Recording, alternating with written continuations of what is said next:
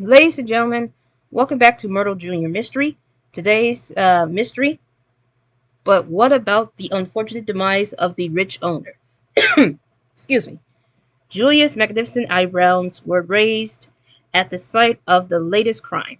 The rich owner had been killed at an expensive country club. So I believe we have five suspects. Baron Maroon,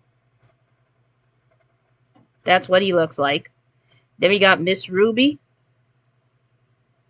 which for some reason she's dressed in a tuxedo. Then we got Chancellor Tuscany. Then we have Coach Raspberry, which I thought it was a bear, but it turns out to be a cowboy. Then we got Captain Slate. Oh my goodness. This is getting out of hand. There we go. Then we got the locations. The dining hall, the pool, tennis courts, 18 hole, and the caddy shack.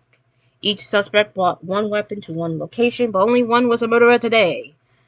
Julius knew that proper deduction could only come from an analysis of evidence. So the evidence states that the body was found in the pool, so we know where, but we gotta figure out who did it.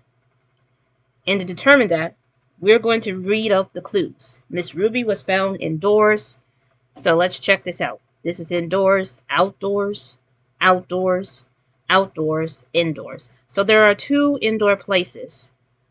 No, that's not what I'm trying to do. And we know that Miss Ruby is not in outdoors. Certainly not the pool, which crosses her out as a suspect. The suspect in the dining hall had brown hair. Let's check out the suspect cards. Red hair, gray hair, blonde hair, and brown hair. So only Captain Slate was at the dining hall. And this also confirms that Miss Ruby was at the caddy shack. So there we go. So Chancellor Tuscany never steps foot on the tennis court. Cross that out. Lastly, the second tallest suspect was seen on the 18th hole. So we need to figure out which suspect is the first. 6'2", 5'6", 5'5", 6'0", and 5'5".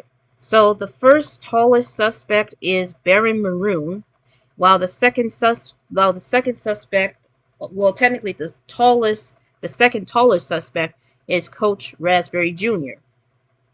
So Coach Raspberry Jr. was at the 18th hole, leading Chancellor Tuscany at the pool and Captain Slate at the tennis court.